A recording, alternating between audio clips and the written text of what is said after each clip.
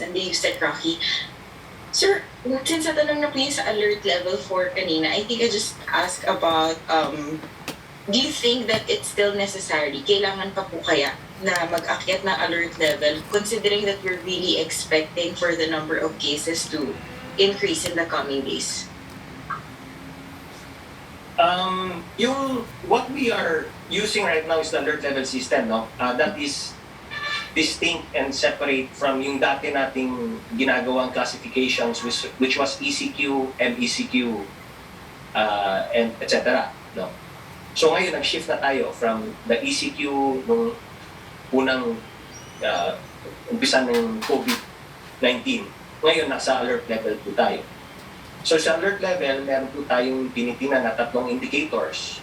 Ito nga po yung sinasabi natin na 2-week growth rate, 2-week growth rate, at yung ADAR, average daily attack rate.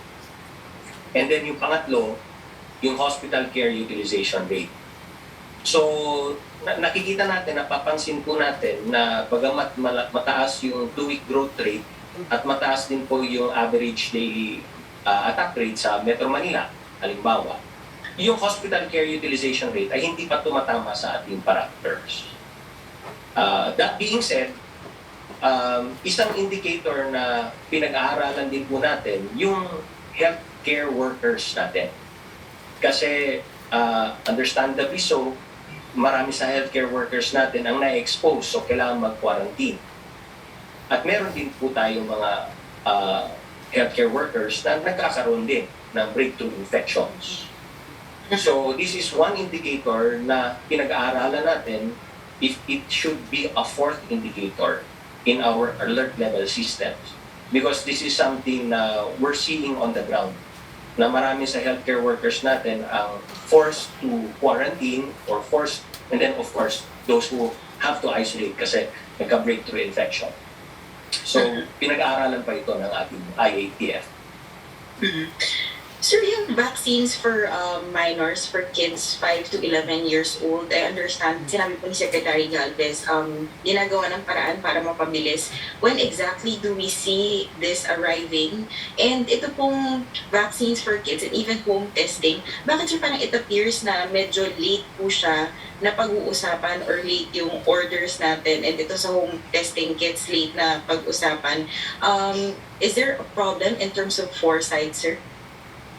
No, the home testing kit, unfortunately, walang manufacturer or supplier that applied for FDA.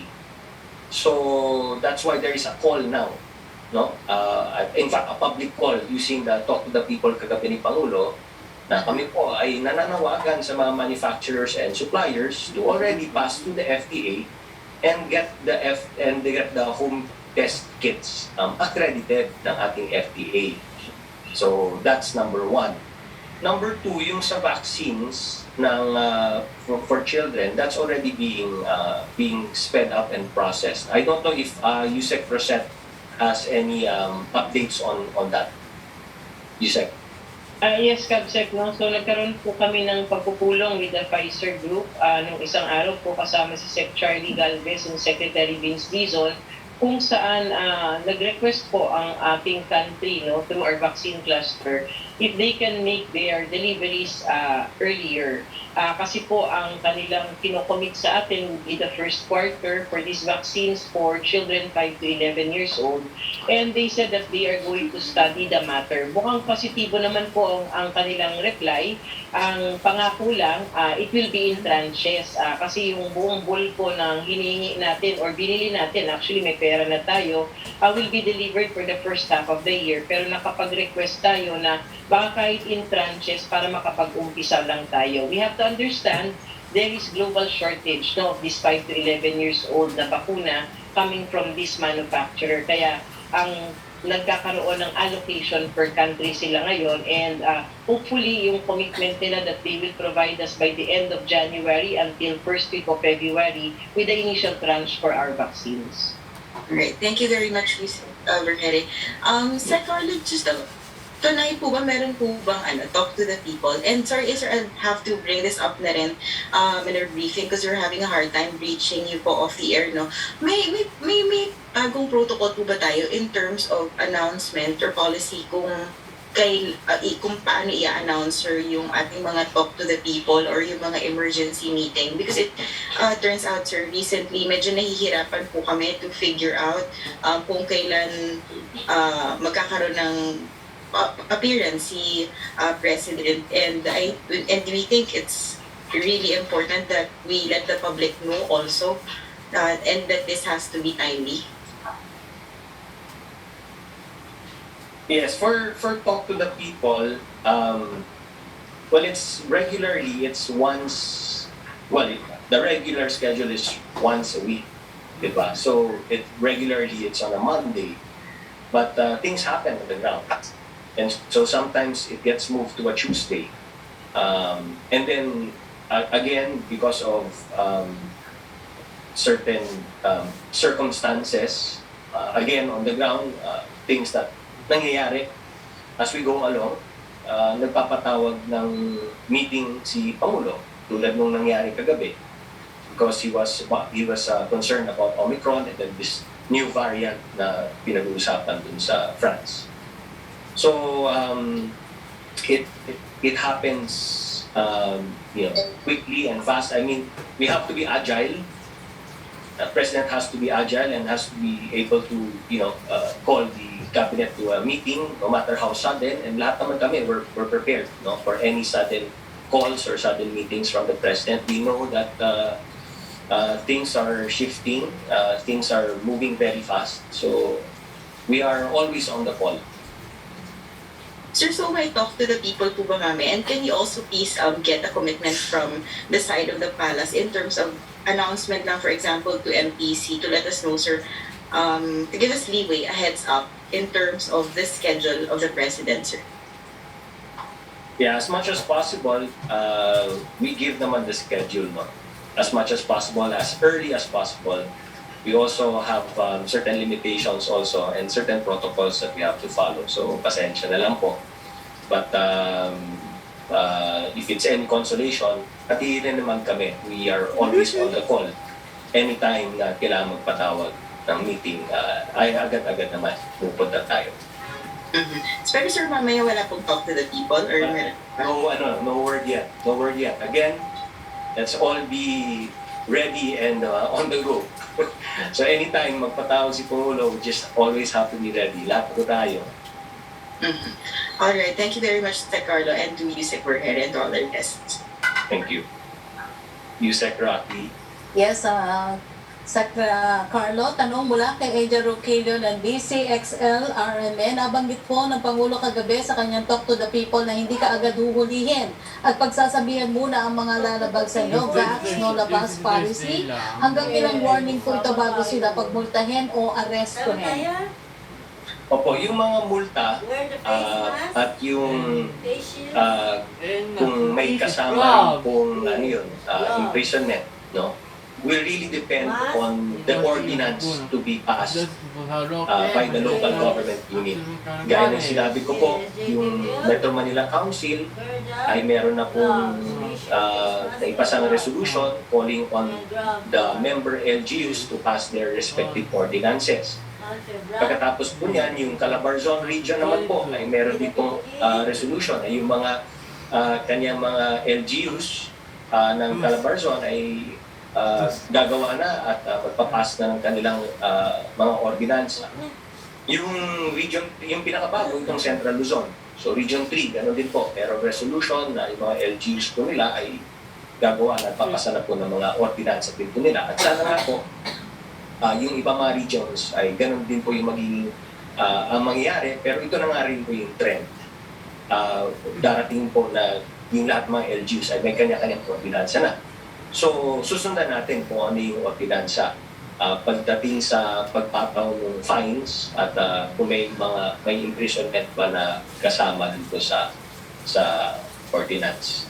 At yun po yung magiging yun po yung magiging basis. Opo.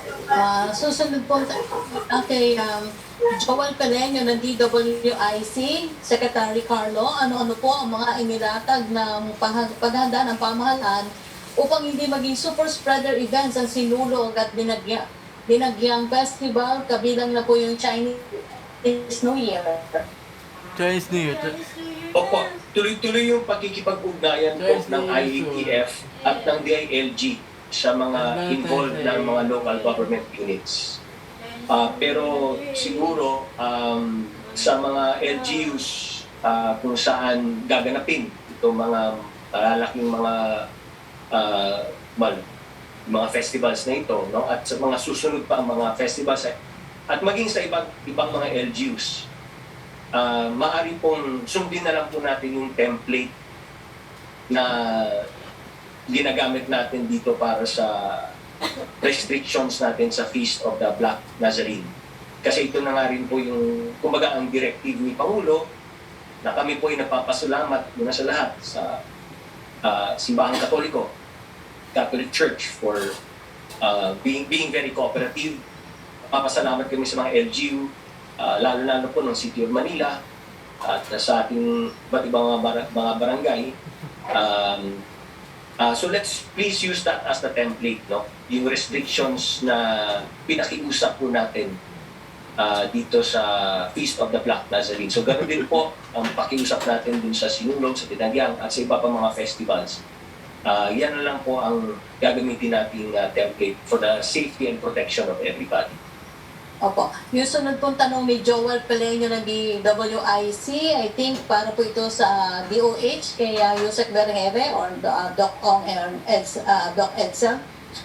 With these new restrictions being imposed, nakikita ba natin na by mid-January maaari na makontain o kahit papaano magkaroon na ng pagbaba ang COVID-19 cases sa Metro Manila at some nearby provinces? Unang-una po, no, hindi po certain that we can be able to stop the transmission all at once, no, ng ganun kabilis.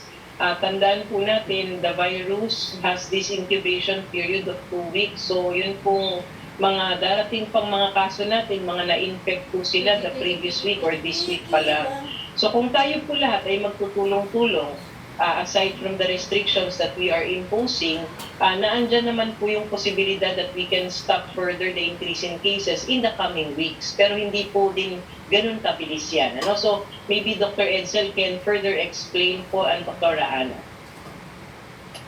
Yes po, thank you, Yusek.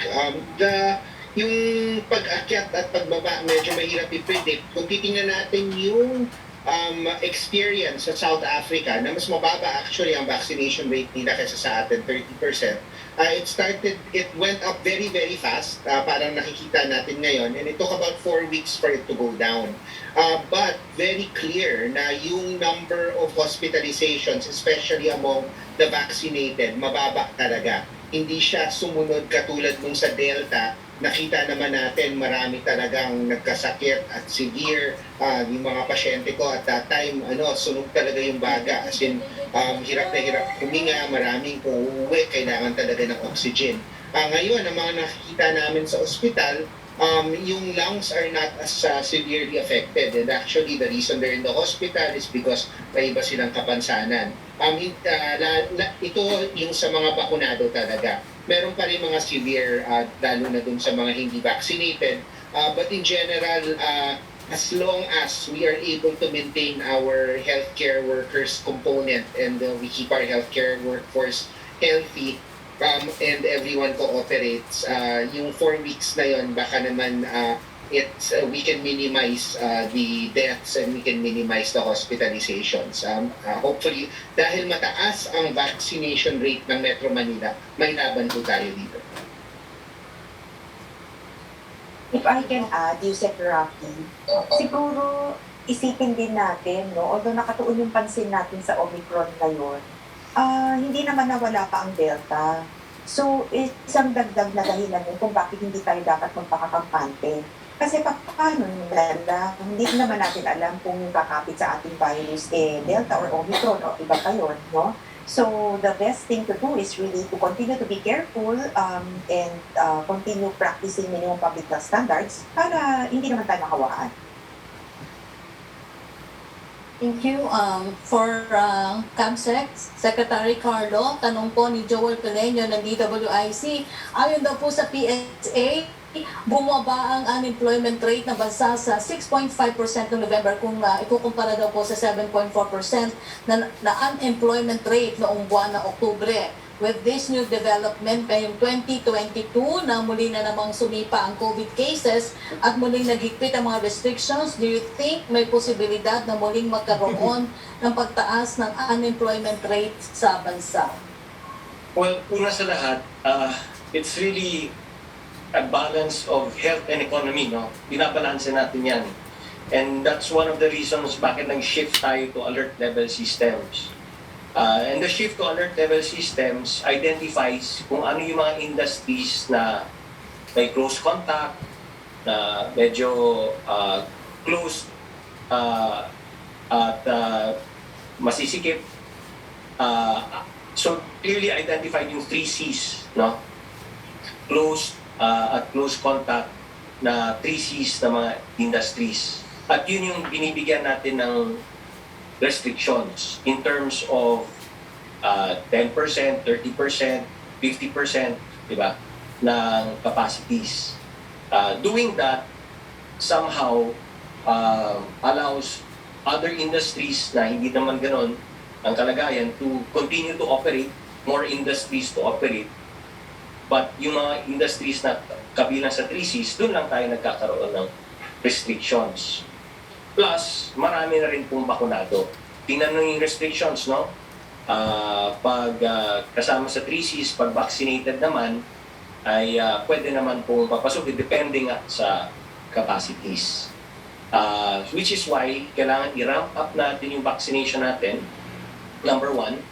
And then, number 2, yung alert level systems na susundin natin follows the 3 C's nga. Yun lang yung lalagyan natin ng konting restrictions. Yung hindi naman kasama dun, hindi naman masyado magdidistorbo. So by doing that, hopefully, hindi ganun ka laki ang magiging effect sa unemployment natin. But again, it's really balancing health and the economy here. No? Which is why, para sa amin sa IATF, pag kinakailangan i-escalate, we really have to escalate again to protect everybody and bring down the transmission so that we can lower the alert levels pag nakikita natin na may downward trend muli.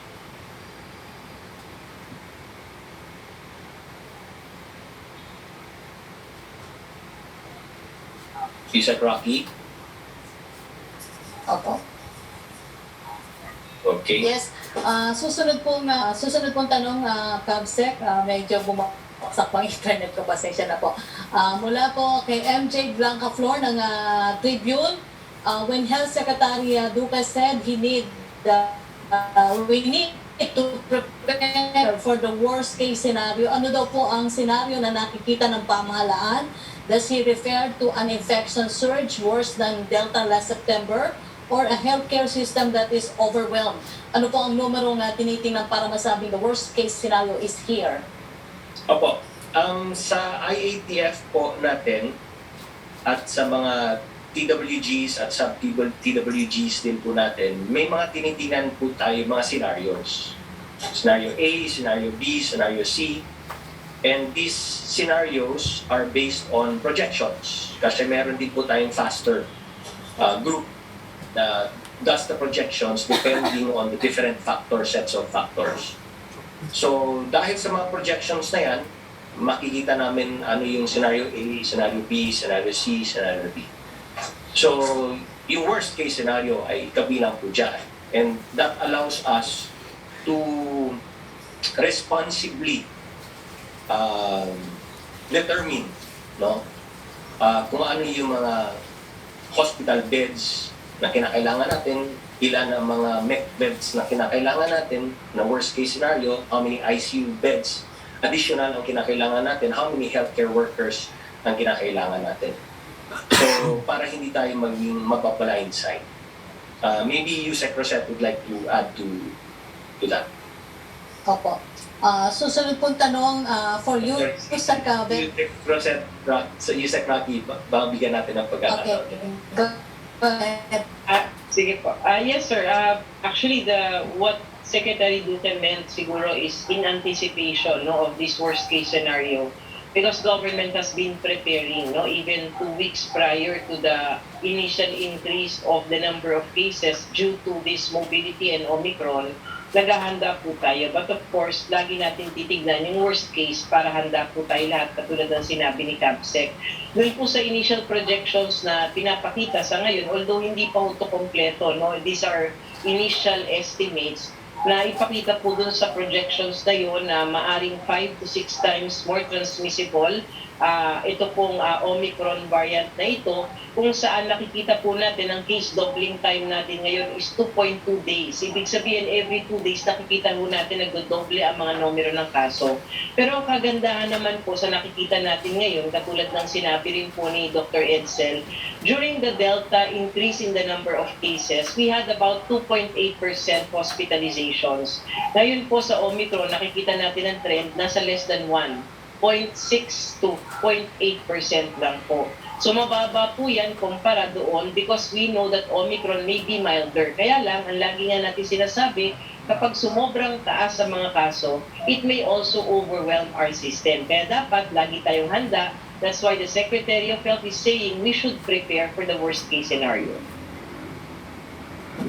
Susunod pong tanong ni MJ Blancaflor for you, Sec. Berhere. Apart from topping postgraduate medical interns and the armed forces, ano po ang magagawa to augment our health workforce?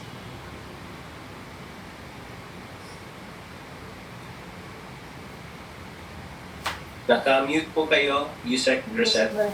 Sorry. Yes, thank you. Ito po yung pinapaliwanag kanina po ni CAPSEC Nograles, and kasama po sa presentation ko, pinag-usapan po sa Interagency Task Force kahapon ito pong issue na ito about healthcare workers. So first, to augment, nakapag-utos na po, nakapaghingi na ng tulong ang ating mga secretaries from PNP and our military uniformed personnel para makapag-augment ng resources natin for healthcare.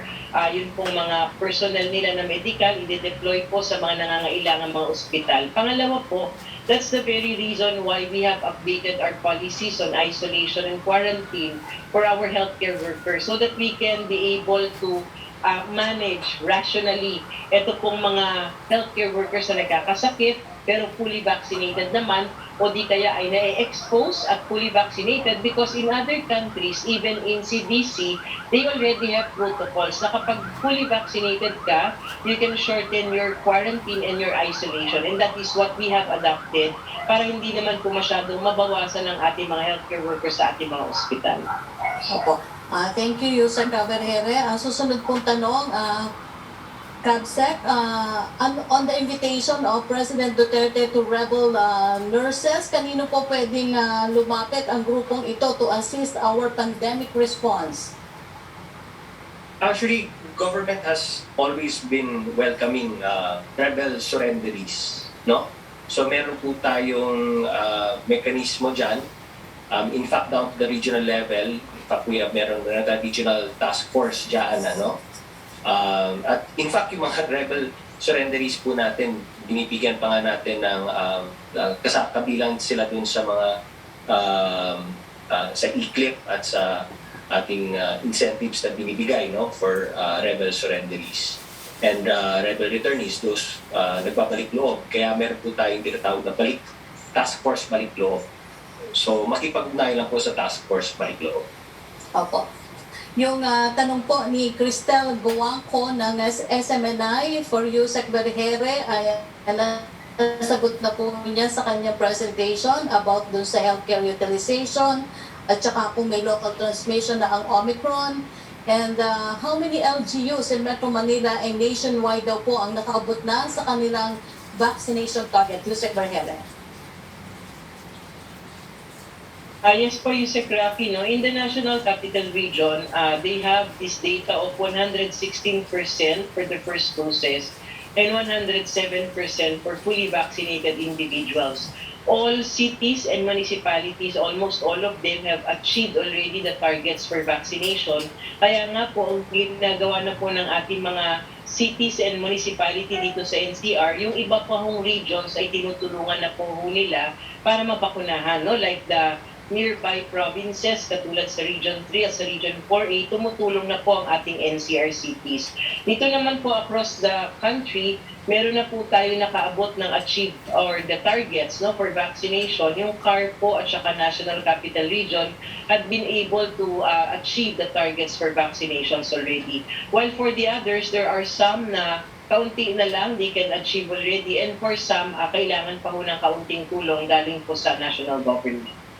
Opo, thank you, Yusek Barriere. Kamsek, tanong mula kay Crystal Guangco ng SMNA News. Yung first question po niya na sabi niyo na po sa inyong presentation about total delivered vaccine. Ang second question po niya, a published study said that the lack of pandemic preparedness had left the Philippines poorly defended against the new virus and its devastating effects. Investing diligently and consistently in pandemic preparedness, surveillance, and testing capacity, in particular, is a lesson that the Philippines and other low-middle income countries should learn from COVID-19. And quote, any comment from the palace, Kamsek? Well, kung titingnan natin sa buong mundo, we're all somewhat in the same boat. Developing countries, developed countries, lahat tinamaan ng COVID. And when I say we're all in the same boat, lahat tinamaan ng COVID. Even the more developed ones, even the more advanced countries are grappling with this virus. No? But that being said, sa ating bansa, kaya nga po, talagang ang nakikita talaga nating way out here of this pandemic is vaccination. And we have secured enough vaccinations doses, enough vaccine doses para sa lahat ng ating mga kababayan. Nandyan po yan. That is for our protection. We have secured it. Nandito na po sa ating bansa for deployment, for administration sa lahat ng mga unvaccinated, partially vaccinated, at kung gusto ng booster, nandito na po ang vaccines. That's the way out of this pandemic. Kaya tuloy-tuloy po yung panawagan namin sa lahat ng mga hindi pa bakunado, magpabakuna na. Sa mga partially vaccinated, complete your second dose. Sa mga naka-2 dose na kailangan mag-booster na po tayo. That is the way out of this pandemic. Yan po ay para sa kaligtasan natin lahat. Opo, Kamsek, tanong mula kay Cristel Guangco pa rin ng SMNA News. Ilan na po yung total delivered COVID-19 vaccines sa bansa since March 2021 up to the present? How many po each brand? We have a slide for that, and if I can ask the tech team to flash the slide. So, ayan po, if makikita po natin mga kababayan, Yusek Taki, ang ating vaccines, totally delivered 210,633,110. At meron po tayo dyan, ito mga as of December 26, so mas marami pa po siguro yung sa iba dyan, no? So we have AstraZeneca, Pfizer, Moderna, so lahat po yan, mga latest deliveries po natin. Opo. Susunod pong tanong, Kamsek, mula kay Red Mendoza ng Manila Times. Sa inyo pong dalawa ni Yusek Barriere po, marami ang nagsasabi na mukhang na blindside na naman ang gobyerno dahil sa pagtaas ng mga kaso ng COVID-19 nitong nakaraang mga araw. Ano ang inyong masasabi sa mga komento na mukhang hindi napigilan ang pagpasok ng Omicron variant dahil sa hindi raw mahigpit na border control sa ating bansa? Well, una sa lahat, before I give it to Yusek Barriere, we have been very transparent from the get-go. Mula sa umpisa pa lamang, sinabi ni Sec Duque, sinabi ng IATF po ninyo, it is a matter of time na papasok yung Omicron dito sa ating bansa because hindi naman tayo sarado sa ibang bansa. We are not close to other countries. In fact, kung sino mang Pilipino gustong umuwi sa atin, napayagan natin umuwi. That being said, in-implement agad natin ang 4-door policy natin. 4 na pinto para mapigilan, ma-delay ang pagpasok ng Omicron, which we were able to do. Yung 4 na doors, ulitin ko lang po, one is yung restrictions natin from other countries, no? Pangalawa po, pagdating po dito ay yung quarantine protocols natin para sa international travelers. Pangatlo po, yung PDITR strategies natin. And then yung last, yung lockdowns, kabilang ang localized at granular lockdown. We were successful in delaying the entry ng Omicron. Although, again, from the get-go, sa umpisa pa lamang sinabi namin, we can only delay this enough to give us time to ramp up our vaccination para maprotektahan natin ang population, number 1. And number 2, to prepare our healthcare capacities and facilities. So ngayon, nandito na po ang laban. Omicron has come. While we were able to delay it, Omicron has come. Marami na po tayo nabakunahan, pero we need now to vaccinate those in the regions. Sa NCR, mataas na po, 100% na po, but yung nasa regions po, yun na po ang kailangan natin habulin. Again, we need to ramp that up for the protection of our kababayans in the regions. Yusek, proceed.